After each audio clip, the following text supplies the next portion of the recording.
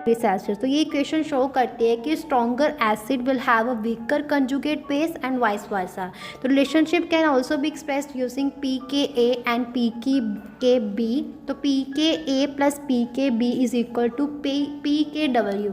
25 degree Celsius पे pKa plus pKb जो है 14 के इक्वल होता है, और pKa एक नेगेटिव लॉगरिथम है pKa की, और pKb जो है एक नेगेटिव लॉगरिथम है kb की। तो रिलेशनशिप जो है allow for the calculation of Ka from kb using Kw and demonstrate the inverse relationship between strength of an acid and its conjugate base. ये बहुत ज़्यादा इंपॉर्टेंट है for understanding buffer solution and acid base equilibrium.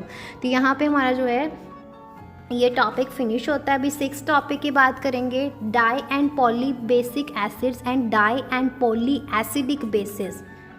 So in poly basic acids और polyprotic acid, तो ये acids वो होते हैं जो कैपेबल होते हैं for releasing more than 1 H positive ion, जहाँ हाइड्रोनियम आयन पर मॉलिक्यूल जब इसको डिसॉल्व किया जाता है पानी में। तो डाईबेसिक एसिड्स, ट्राईबेसिक एसिड्स, और जो है डाईबेसिक एसिड जो है इसमें 2 H पॉजिटिव आयन्स होते हैं पर molecule in water and carbonic acids example है इसकी, और सल्फ्यूरिक एसिड भी। ट्राईबेसिक एसिड जो है यहाँ पे 3 जो है आयन्स होते हैं पर molecule in water, for example phosphoric acid. और ये टर्म डाईबेसिक ट्राईबेसिक जो है इंडिकेट करती है number of replaceable hydrogen atoms को। आयनाइजेशन जो है पॉलीबेसिक एसिड जो है आयनाइज होते हैं in stages with each step releasing 1 proton. For a dibasic acid like H2X, तो H2X में equilibrium H positive plus HX negative, first ionization HX negative, equilibrium H positive plus X2 negative. So हर एक step जो है इसमें अपनी एक ionization constant होता है, क्योंकि ये बहुत ज़्यादा इंक्रीजली डिफिकल्ट है to remove a proton from an already negatively charge species. Sulphuric acid, phosphoric acid, carbonic acid, oxalic acid examples है। पॉली एसिडिक बेसिस, तो ये बेसिस है जिनमें एक से ज़्यादा जो है बहुत ज़्यादा मोर देन 1 जो है आयनाइजेबल हाइड्रोक्साइड आयन होते हैं पर मॉलिक्यूल जब इसको पानी में डिसॉल्व किया जाता है। डाई एसिडिक जो है बेसिस जो 2 जो है हाइड्रोक्साइड आयंस को पर मॉलिक्यूल इन वाटर प्रोड्यूस करते हैं, जैसे कि कैल्शियम हाइड्रोक्साइड, मैग्नीशियम हाइड्रोक्साइड।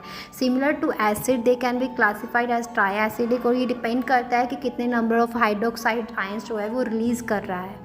तो पॉली एसिडिक बेसिस जो है वो भी आयनाइज होते हैं in stages with each step releasing 1 hydroxide ion. So MOH2 जो है equilibrium MOH positive plus OH negative, first ionization MOH positive जो है equilibrium M2 positive plus OH negative, दूसरी आयनाइजेशन है। तो हर एक स्टेप की अपनी एक आयनाइजेशन कांस्टेंट होता है for reason similar to acid.